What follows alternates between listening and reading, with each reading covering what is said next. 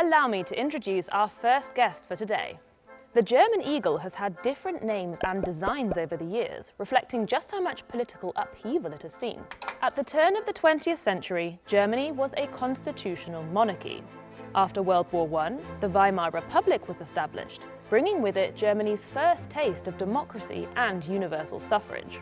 But just 14 years later came the Nazi dictatorship. After the Second World War, Germany was split in two, with each new state heading in completely different political directions. In the West, a parliamentary democracy was re-established under Allied supervision. In the East, a communist dictatorship, largely controlled by the Soviet Union, took hold. That brings us to this very room here in the city of Bonn. It was specifically designed to house the West German parliament, which had outgrown its previous home. But not long before the project was finished, the Berlin Wall fell, and it was decided that Berlin would be the capital of a newly reunified Germany. So it was goodbye to this place, and hello to this one, the Reichstag building in Berlin. The Bundestag, or federal parliament, is directly elected by the German people. But there's another part to the German legislature. This is the Bundesrat, made up of state leaders and other politicians appointed by the state governments. Its main function is to vote on legislation put forward by the Bundestag. The highest political office in Germany is that of the federal president, hence the fancy residence. Then comes the president of the Bundestag, and then the chancellor. But of course, the chancellor gets a lot of the limelight, especially internationally. There's no limit to how long someone can hold this office. Both Helmut Kohl and Angela Merkel racked up a whopping 4 terms or 16 years each. Federal elections take place every 4 years, and they're only open to German citizens over the age of 18. Oh. That counts me out then. Check out this ballot paper. Looks complicated, right? But basically, the electoral system is a mixture of plurality voting and proportional representation. And every voter gets 2 votes. The Erststimme, or first vote, is for a candidate from the local constituency. The candidate with the most votes is elected to represent the constituency in the Bundestag. The Zweitstimme, or second vote, is given to a party. The proportion of votes they get in this part of the ballot will then be reflected in the number of seats they get overall in Parliament. Still confused? Let's look at it like this. Let's say that 150 candidates from a particular party are directly elected in the first vote. The party then gets 30% of the second vote. There are 598 permanent seats in the Bundestag, and 30% of 598 is 179, to the nearest whole. So that's the number of representatives the party must have overall. They already have 150 from the first vote, so now they get to send 29 more.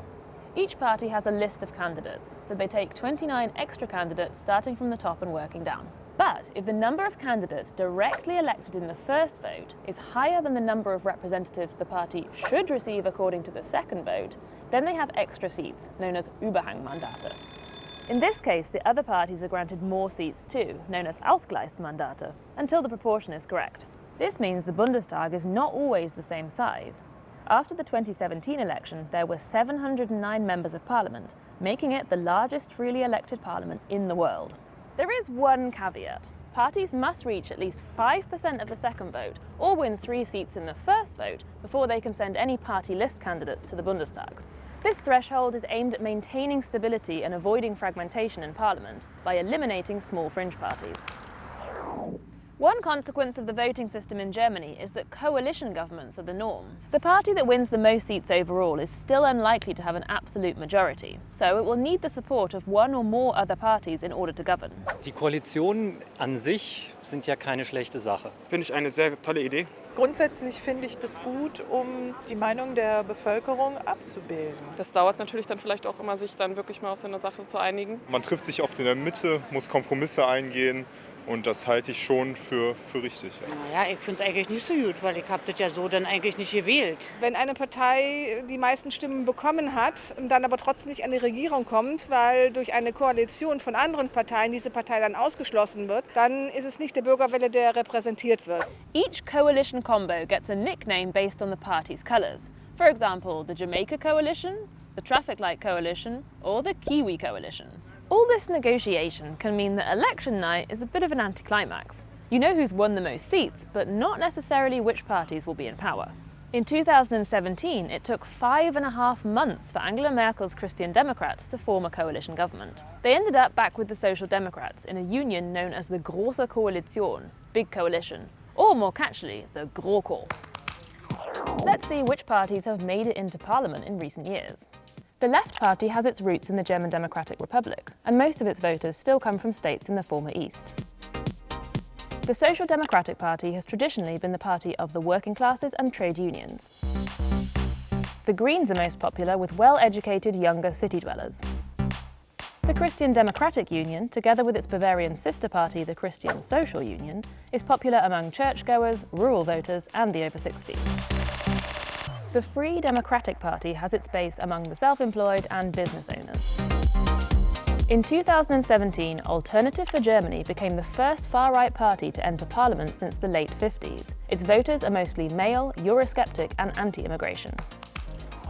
One way to get a flavour for what the parties stand for is by checking out their Wahlplakate or election posters.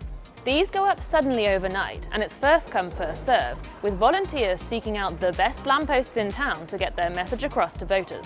The slogans and designs have varied over the years, from clever to obscure to downright weird.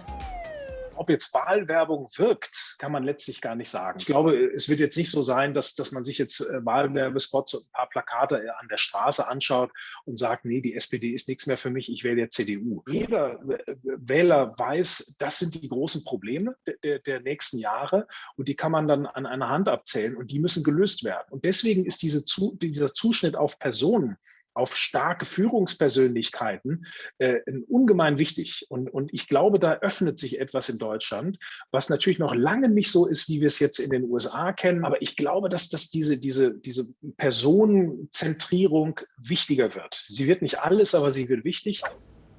Join us over on Instagram for a deeper dive into German elections and politics. And let us know what you think of the German electoral system in the comments. I hope I can count on your vote, or at least a like.